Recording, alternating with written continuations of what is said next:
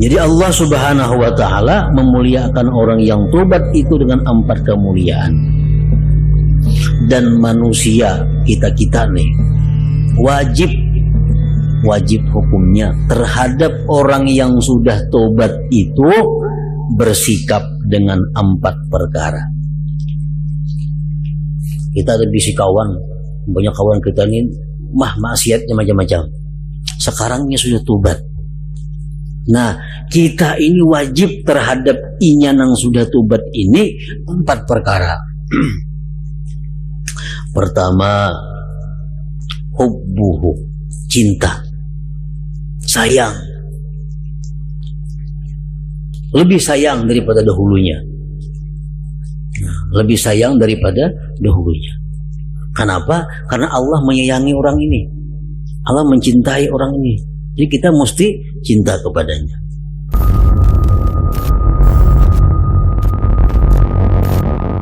Secara umum, apabila Anda mulai bertobat,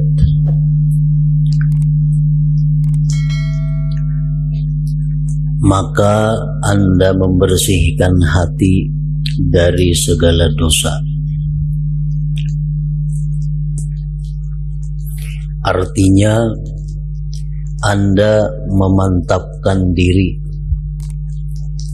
tidak akan kembali berdosa sama sekali selamanya. Itu adalah merupakan satu cita-cita, satu tekad yang kuat di dalam hati bahwa tidak akan lagi mengulangi berbuat dosa, kecuali apa yang ditakdirkan Allah dalam ilmunya bahwa Anda akan berdosa. Ini termasuk di antara kewajiban atau rukun tobat, di mana kita sesudah bertobat itu memantapkan hati untuk tidak kembali berdosa, kecuali ditakdirkan oleh Allah Subhanahu wa ta'ala. Artinya kalau dari dalam diri kita tidak ada lagi angan-angan cita-cita untuk melakukan dosa. Pemantapan diri itu dilakukan menurut cara di mana Allah mengetahui bahwa kebenaran tekad Anda itu keluar dari hati yang bersih. Jadi Allah bisa menilai bagaimana hati kita, apakah benar-benar bertekad untuk menjauhi dosa atau sebaliknya. Itu Allah yang menilainya. Apakah tekad kita itu sudah bulat? Apakah diri kita itu mantap bahwa bercita-cita tidak berbuat dosa lagi? Itu Allah akan menilai kebenarannya. Nah, sesudah kita bertekad tadi kada akan berbuat dosa lagi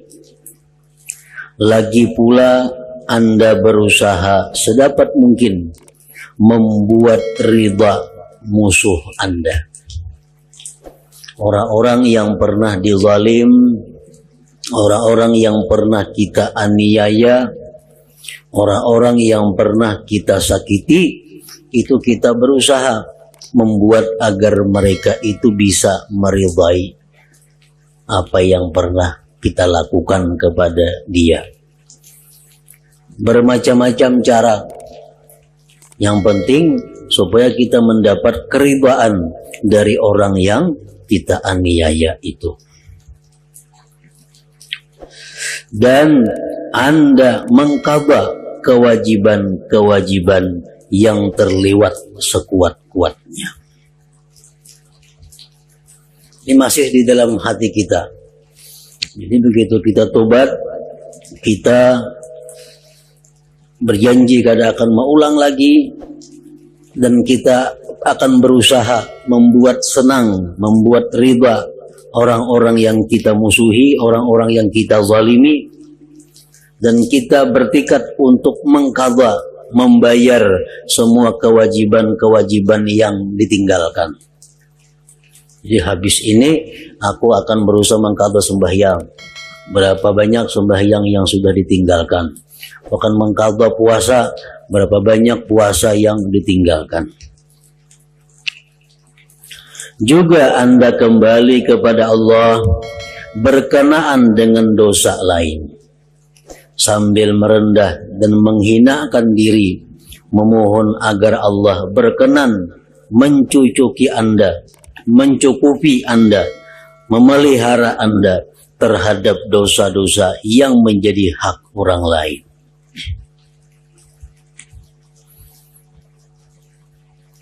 Nah, jadi ini dilakukan di waktu kita bertobat di dalam hati. Kada akan mengulang lagi, berusaha sekuat tenaga untuk membuat ridha orang yang dizalim, sedapat mungkin mengqadha kewajiban yang tertinggal, dan memohon kepada Allah agar diampuni segala dosa-dosa yang berkaitan dengan yang lainnya. Nah, itu adalah kewajiban kita di waktu kita bertobat kepada Allah.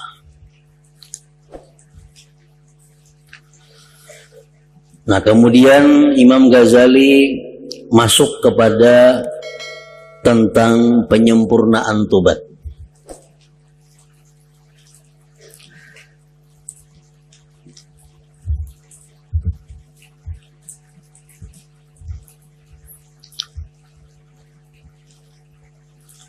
Lalu Anda berangkat mandi, mencuci pakaian. Artinya sesudah kita bertobat tadi, sudah kita menyesal, sudah kita bercita-cita kada maulang, sudah sebagainya tadi, lalu kita membersihkan diri kita dan pakaian kita, mandi. Habis mandi, pakaian bersih dipakai, salat 4 rakaat atau 2 rakaat sunat tobat. Sebagaimana mestinya. Nah, jadi sembahyang sunat tobat ini dilakukan sesudah kita tobat. Tobat dulu hanya sembahyang. Ini kita bertobat menghadap Allah, sudah selesai melakukan rukun-rukun tobat tadi di dalam hati, hanya kita mandi. Nah, untuk mandi kita pakai pakaian yang bersih, lalu kita sembahyang sunat tobat 2 rakaat atau 4 rakaat, terserah kita. Nah, ini merupakan kesempurnaan daripada tobat. Rasulullah bersabda, "Ma min 'abdin yuznibu dzamban tsumma yaqumu fayatatahharu tsumma yusalli tsumma yastaghfirullah illa ghufira lahu." Ujar Nabi, tidak ada dari seorang hamba yang berbuat dosa, kemudian dia berdiri bersuci, lalu dia sembahyang, kemudian dia istighfar, melainkan diampuni baginya. Istighfar itu lain lawan tobat. Istighfar itu permintaan ampun. Jadi hendaknya dilakukan sesudah tobat.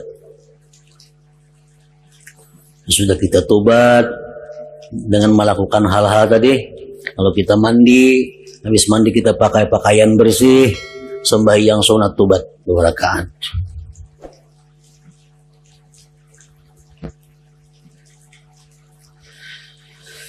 Dan Anda meletakkan muka Anda di atas tanah pada tempat sepi yang tidak seorang pun melihat Anda kecuali Allah. Nah, ini kesempurnaannya, bukan kewajiban tobat, kada, bukan rukun tobat, ini kesempurnaan tobat. Supaya lebih sempurna tobat kita. Jadi kita sembahyang tadi 2 rakaat di tempat nang sunyi, nang kada kelihatan manusia. Hanya Allah yang melihat. Kita letakkan muka kita di atas tanah. Artinya sujud.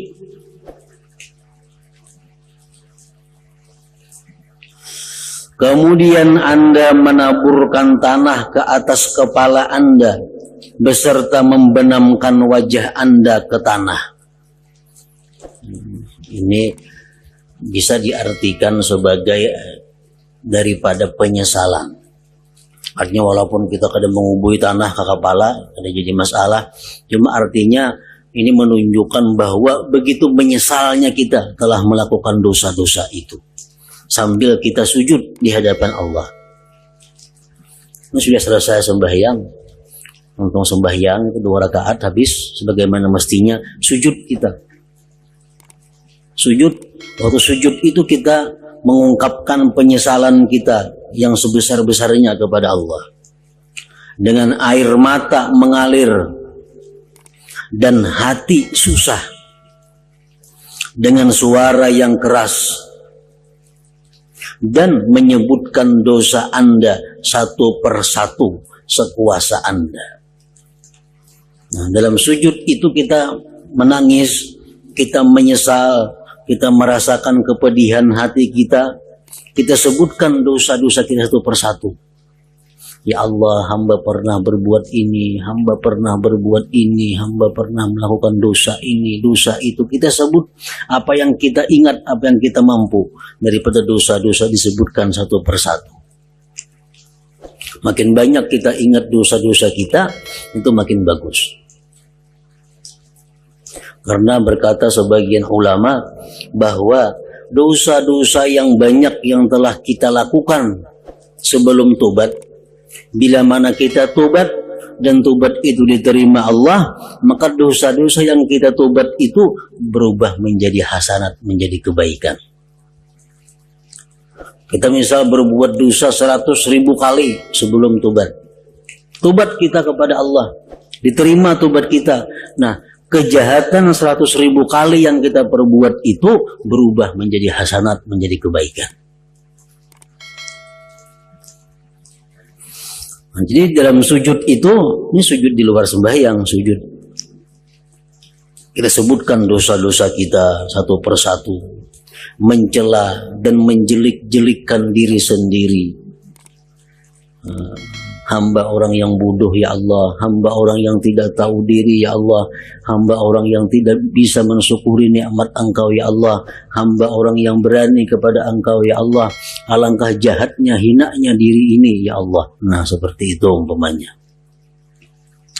Kita jelikkan diri kita yang telah berbuat maksiat. Serta mengucap, wahai diri, tidakkah engkau malu? Belum sampai waktunyakah untuk bertobat? Kuatkah engkau menerima siksa Allah? Apakah engkau menginginkan kemurkaan Allah? Nah, kita sebutkan dengan suara yang sangat keras, dengan suara yang nyaring, karena kita berada di tempat nang sunyi, nang kada diketahui orang. Nah, ini kesempurnaan tobat. Bukan rukun, gak ada syarat, gak ada ini. Nang sunat-sunat dilakukan beriringan dengan tobat. Hendaklah ucapan ini Anda ulang-ulang sambil menangis. Kita ulangi menyebutkan dosa-dosa kita. Kita ulangi menjelik-jelikkan diri kita sambil menangis.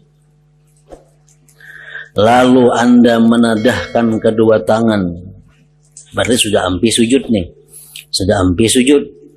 Lalu Anda menadahkan kedua tangan kepada Tuhan yang Maha Pengasih, seraya mengadu kepada Tuhan. Wahai Tuhanku, hamba-Mu yang melarikan diri telah kembali di depan pintu rahmat-Mu. Orang yang maksiat kepada Allah itu orang yang melarikan diri dari Allah. Orang yang melarikan diri daripada rahmat Allah.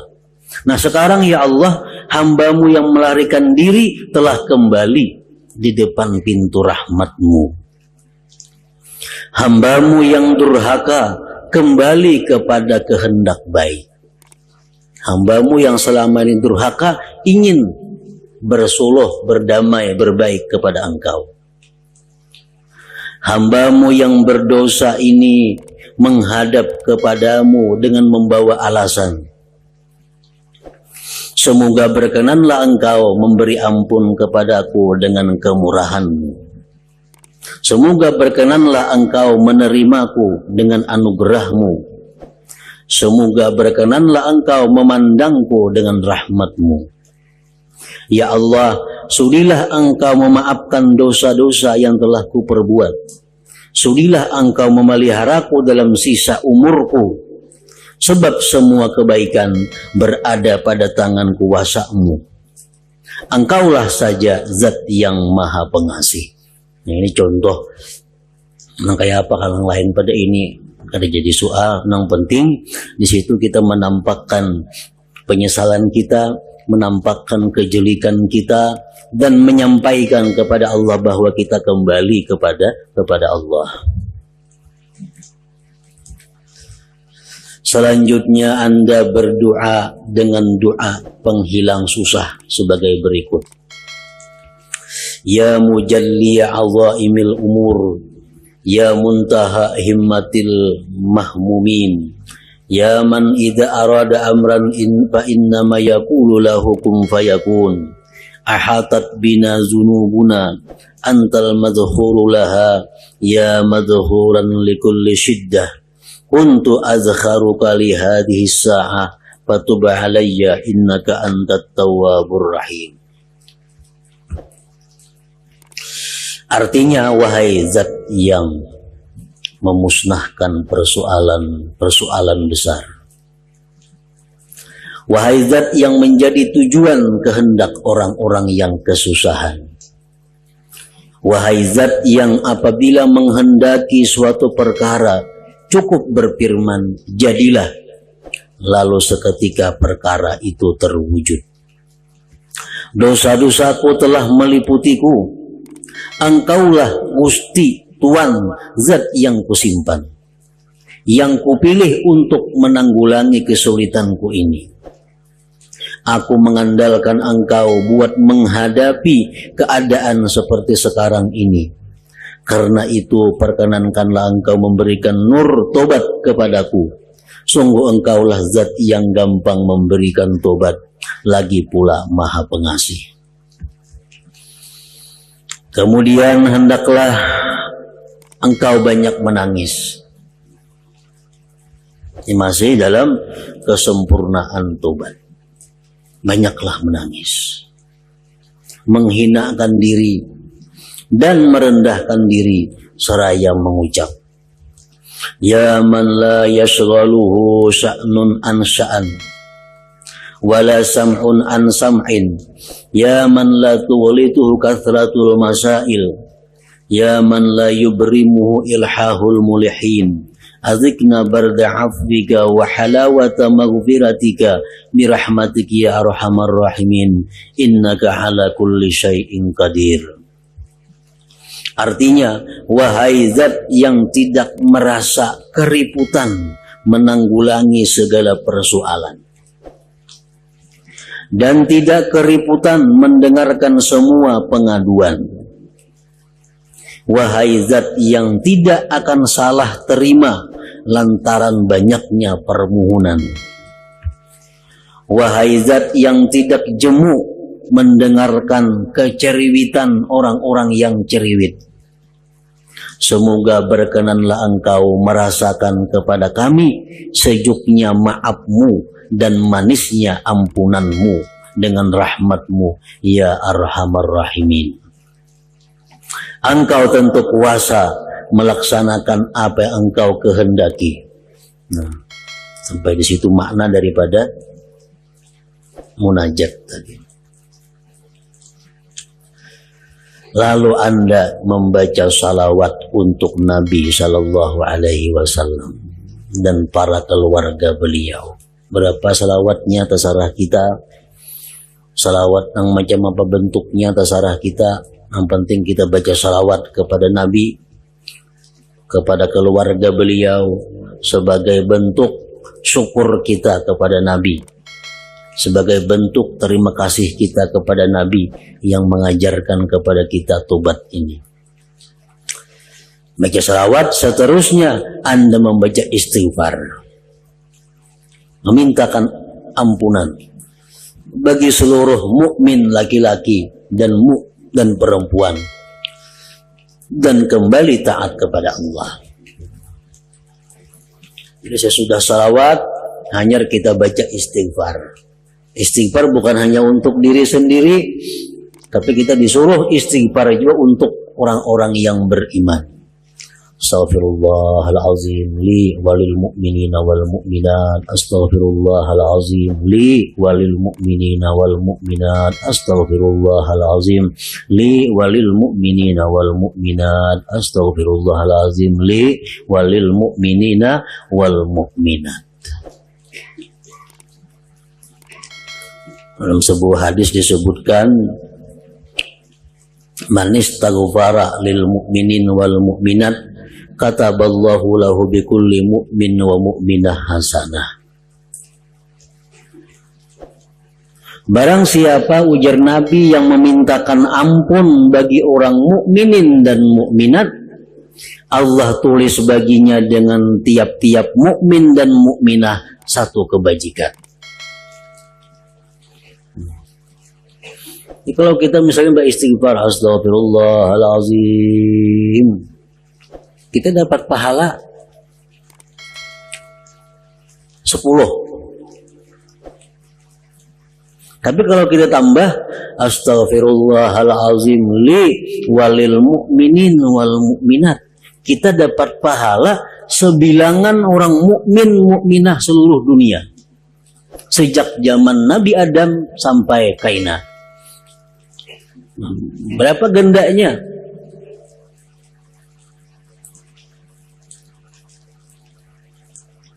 Sekali kita mengucap astaghfirullahalazim li untuk diriku, aku minta ampun, walil mu'minin wal mu'minat, dan untuk orang beriman laki-laki dan beriman perempuan, ditulis Allah pahala sebanyak mukmin dan mukminah itu.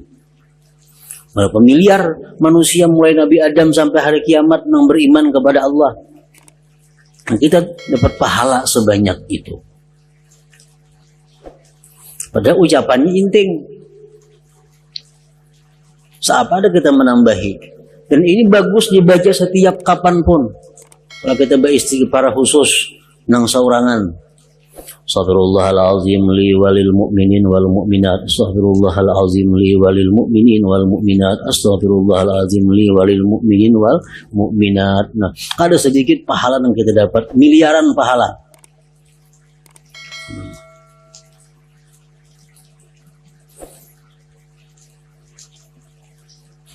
Nah, sudah kita istighfar demikian, habis sudah urusan kesempurnaan tobat. Tinggal lagi kita apa? Dan kembali taat kepada Allah Subhanahu wa ta'ala. Ini kita bergerak untuk taat. Apa yang kita tikatkan, apa yang kita cita-citakan di dalam tobat, laksanakan. Kenapa? Kalau hendak lagi berbuat dosa, jaga, jangan sampai berbuat dosa. Apalagi kita berusaha untuk membuat riba terhadap orang yang kita zalim, laksanakan.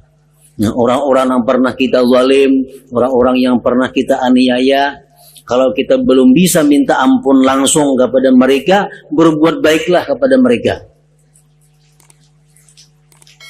Lawan si A umpamanya, kita lawan si A itu pernah dahulu lawas sudah mengambil hartanya, mengambil 10.000 rupiah umpamanya.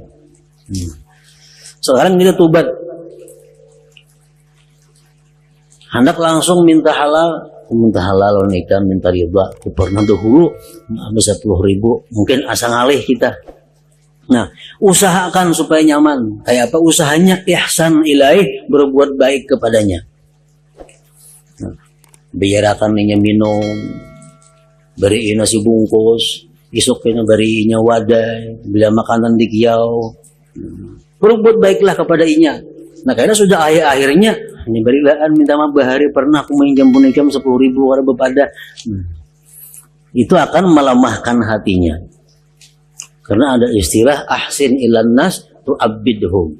Berbuat baiklah kamu kepada manusia, maka manusia itu bisa kamu jadikan budak. Namun langsung kita lawas kada pertemuan, lawas kada berkawan lagi, langsung minta maaf nih kamu bahari pernah ina tuh ngalih kayaknya. Itu kalau kita berbuat baik dulu kepadanya, tujuan kita kan akhirnya minta ridha lawan inya. Nah itu disuruh macam itu. Jadi sesudah kita bertobat tadi, kita laksanakan itu. Orang-orang yang pernah kita zalim, kita hubungi, kita jalin kebaikan kepadanya. Sembahyang qadaan, puasa qadaan, mulai diqada. Ini menunjukkan kebenaran tikat kita waktu tobat itu.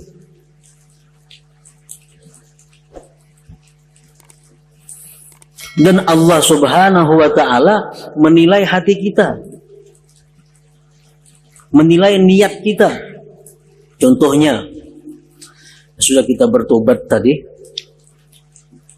kita sudah bisa menyimpulkan bahwa aku hutang sembahyang 5 tahun jumlahnya. Hutang puasa sama 5 tahun juga jumlahnya kada puasa. 5 bulan artinya itu kada puasa. Tuhan tahu hati kita bahwa kita ini bujur-bujur hendak membayar atau kada bujur-bujur, Tuhan tahu. Nah, bila hati kita bujur-bujur hendak membayar, kita bayar. Bayar tiap hari kita qada begimitan, kita qada puasa. Karena sampai setahun mati kita dihapus oleh Allah Subhanahu wa taala. Dihapus Tuhan. Kenapa? Karena Tuhan tahu. Andai kata orang ini umurnya panjang, lunas diberinya. Tapi karenanya habis umurnya kada sampat bangkada. Tuhan tahu hati kita bujur kadanya itu. Nah sama halnya orang berhutang. Orang berhutang. Berhutang kada kau lagi bayar, bangkrut. Tapi inya punya niat. Ujarnya kalau aku kena berduit, pasti aku bayari hutang itu. Pasti aku bayari. Cuma sekarang belum ada duitnya. Cuma niatnya bagus. Kalau aku ada rezeki, aku bayar hutang. Mati inya, Allah akan membayarkan hutangnya di akhirat. Kenapa? Allah tahu hatinya. Allah tahu kesungguhan hatinya. Nah, tapi kalau orang sudah mulai berhutang, niatnya sudah kada pajang bayar, nah itu mati inya dianggap kada bayar hutang. Jadi Allah menilai hati kita.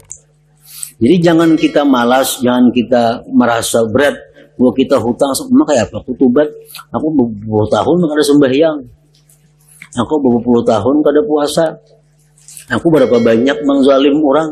Nah, jangan memandang itunya, yang kita pikirkan kesungguhan hati kita. Nah, kita ini berusaha sudah hendak membuat musuh-musuh kita itu ridha. Tapi kita masih berusaha dengan cara berbuat baik kepada mereka. Kayaknya satu saat akan kita utarakan maksud kita minta halal. Tapi kita berbuat baik. Nah, yang pernah kita zalim, sekarang kita bantu. Yang pernah kita aniaya, sekarang kita tolong. Yang pernah kita ini, sekarang kita baiki. Tapi hati kita punya niat, kayaknya aku minta ampun oleh mereka-mereka itu. Mati kita, Allah akan memperhitungkan itu. Nah, ini kesungguhan niat ini yang dipandang oleh Allah Subhanahu wa ta'ala.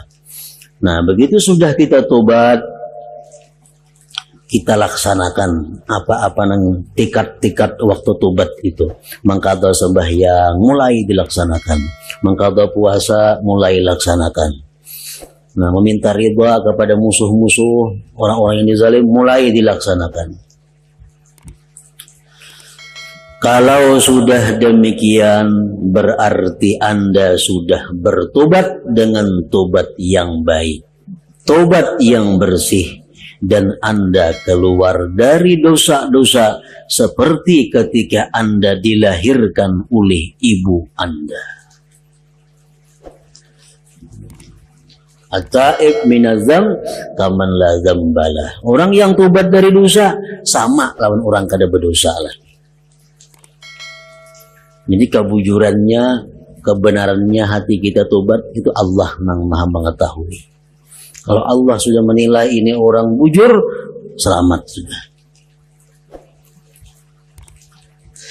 Dan Anda bakal dicintai Allah dan memperoleh pahala darinya. Jelas sudah kalau kita tobat diberi pahala dan dicintai Allah. Para ulama menyebutkan akramallahu man tab bi arba'i karamat. Allah memuliakan orang yang tobat itu dengan 4 karamat. Ini tobat macam tadi. Allah muliakan dia 4 kemuliaan. Pertama, al-khuruj minaz dzunub ka'annahu lam yuznib qattu. Keluar dari dosa seolah-olah kada punya dosa. Bersih. Yang kedua apa? Hubbullah, dia dapat cinta Allah. Inna Allah yuhibbut tawwabin, Allah cinta orang yang tobat. Nah, dia dapatkan cinta itu. Yang ketiga, hifdzuhu minasyaitan, dia dipelihara Allah daripada syaitan. Yang keempat, amnuhu minal khawf innal khuruj minad dunya, aman daripada takut ketika mati. Aman. Orang hendak mati itu biasa 2 ketakutan. Ketakutan pertama, ketakutan terhadap yang ditinggalkan. Ketakutan kedua, ketakutan terhadap yang akan dihadapi, ke neraka atau kayak apa. Nah, orang hendak mati takut nang ditinggalkan, kayak apa hartaku kaina, kayak apa tuku kaina, perumahanku kayak apa, siapa nang mengambilnya, siapa nang ininya. Nah, orang hendak mati takut terhadap nang ditinggalkan. Siapa kena menggaduh anak-anak kono halus-halus. Dan takut kena kasuk neraka kah, mati kemana kah. Nah, orang yang taubat itu dimuliakan Allah dengan aman daripada rasa takut tadi.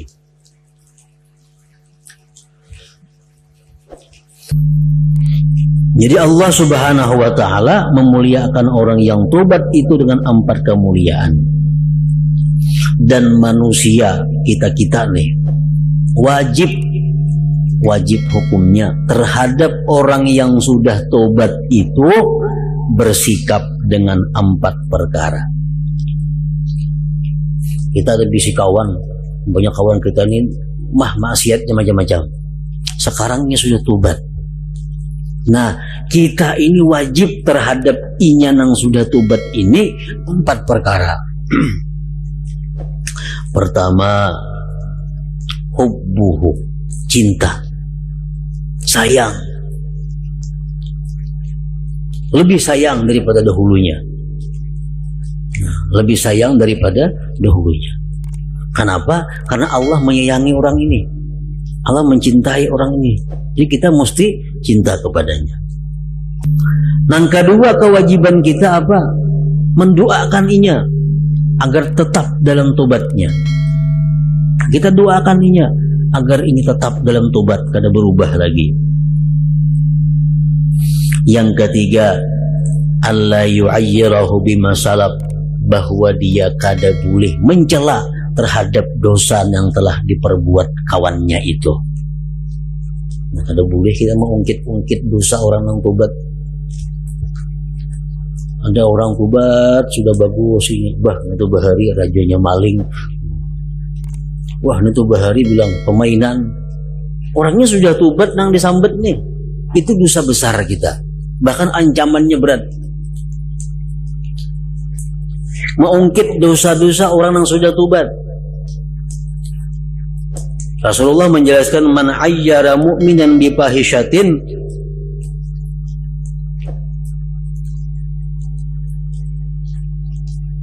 fahuwa kafa'iliha wa kana haqqan 'ala Allah ayyuki afiha.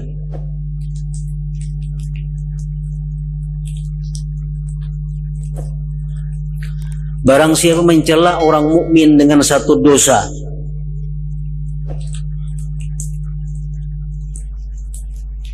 baharinya maling, baharinya ini, baharinya itu, nah kita cela, sama dengan kita melakukan itu. Sama kawan kita melakukan itu, Sama lawan kita seorang jadi maling bari. Dan pasti Allah akan menjatuhkan kita di dalam maksiat itu sebelum kita mati. Orang tobat sudah daripada minum arak. Awas sudah ingin tobat daripada minum arak. Disambat-sambat bahwa bahari peminum arak itu. Nah, kita sambat. Nah, sebelum mati kita pasti akan minum arak. Kita menyambat nih, kalau kita kada tobat kepada Allah, kalau kita kada minta ampun kepada Allah, kita akan dirasakan bagaimana minum arak itu. Nah, itu bahayanya. Nah, kewajiban yang keempat, menolong inya, membantu inya. Orang nang tobat nih, mesti dibantu, mesti diingatkan, mesti dikawani.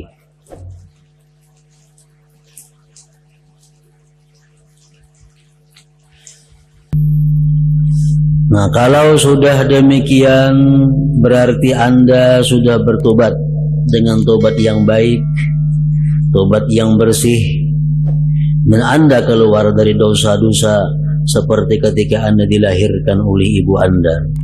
Anda bakal dicintai Allah dan memperoleh pahala darinya. Anda akan menerima barakah dan rahmah yang tidak dapat diliput oleh orang yang mencoba menggambarkannya.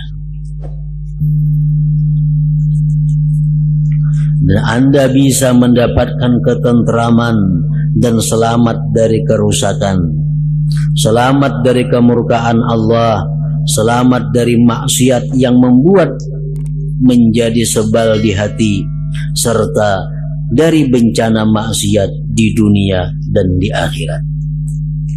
Nah, itu orang yang sudah tobat tadi. Para ulama dan hukama mengatakan, alangkah perlunya kita mengetahui tobat kita itu apa sudah diterima Allah atau kada.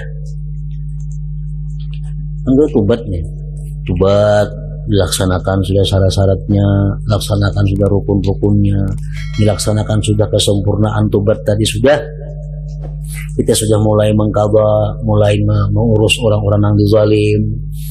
Nah, apakah tobat kita itu sudah diterima Allah atau kada? Nah, yang perlu kita tahu itu.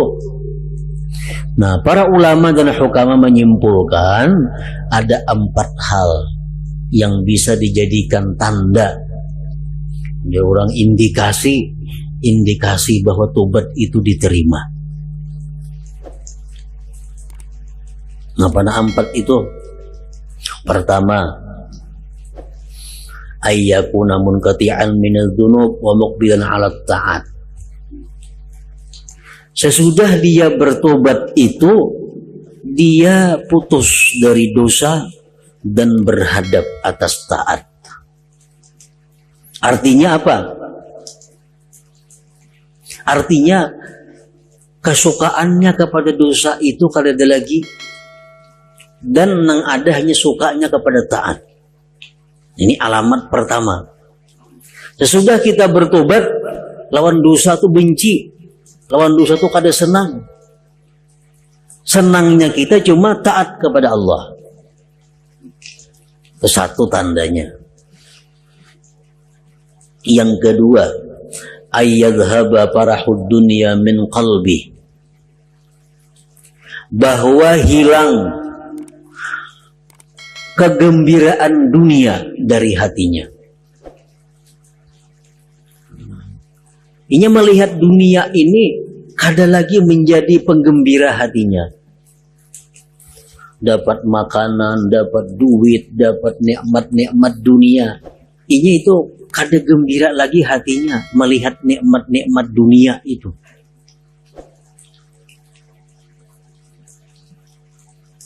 Nah,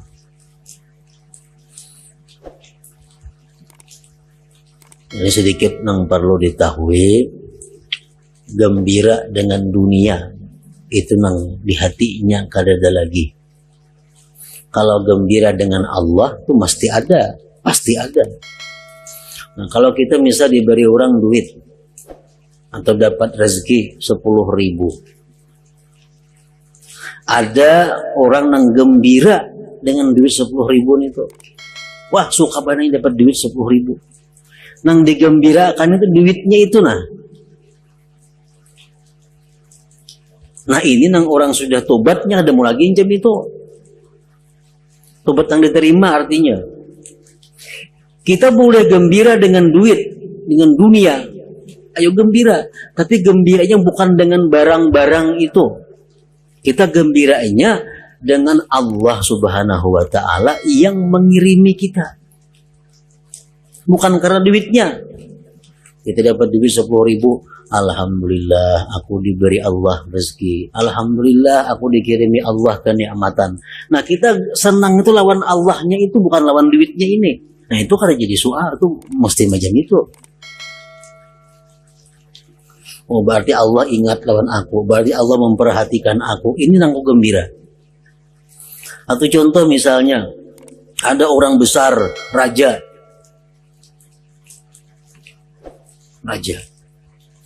mengirimi ikam, duit, isinya 1.000 rupiah. Kamu gembira lah, pasti gembira. Tapi gembiranya bukan lawan duitnya, itu 1.000-annya dibawa ke warungnya kali cukup. Cuma gembira itu raja nih mengirimi aku. Nah kayak tujuan nikmat lainnya. Ikan banyak berisi tapih umpamanya. Tapih tisu emas banyak berisi. 4-5 lembar di lemari. Datang raja kiriman. Tapih tisu juga emas. Nah, pasti kamu gembira.